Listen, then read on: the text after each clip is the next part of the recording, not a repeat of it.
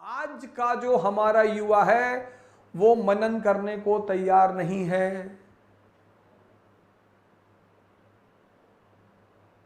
इसलिए वो रटने पे ज्यादा बल देता है। उसके पास इंफॉर्मेशन ज्यादा है, सोच ज्यादा नहीं है। इसीलिए वो डिसअपॉइंट हो जाता है। इसीलिए वो डिप्रेशन का शिकार काम है दिमाग को जिंदा करना। कैसे जिंदा करती है वो? जब आप कोई चीज पढ़ते हैं तो मनन करना पड़ता है। इसीलिए कहते हैं अध्ययन मनन।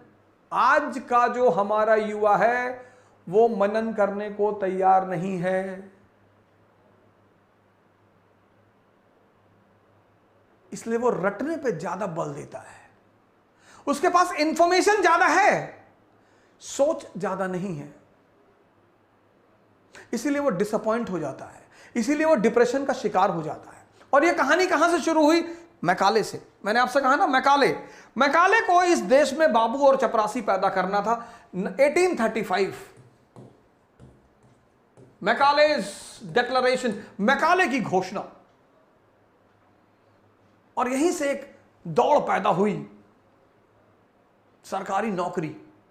जो पढ़ेगा उसकी सरकारी नौकरी लगेगी। ये चलता रहा। लेकिन सर, भले ही सरकारी नौकरी का दौड़ का युग था ये, लेकिन शिक्षा का स्तर अच्छा था।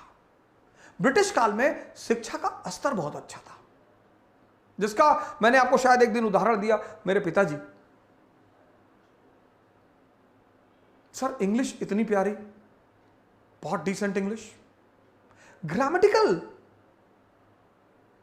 स्ट्रॉन्ग वोकैबुलरी, सब्जेक्ट पे कमांड आज तक। शिक्षा का स्तर अच्छा था। शिक्षा की दिशा बदल दी अंग्रेजों ने कि तुम नौकरी करो, उससे ज्यादा तुम कुछ मत सोचो, तुम नौकरी करो।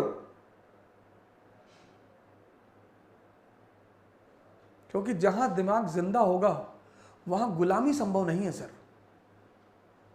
यह एक जिंदा दिमाग की सबसे खास बात है सर। कहते हैं किसी से गुलामी करवाना है ना, उसका दिमाग मार दो।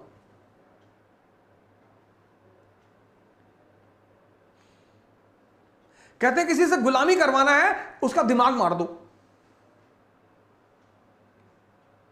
और हिंदुस्तान में वो हुआ।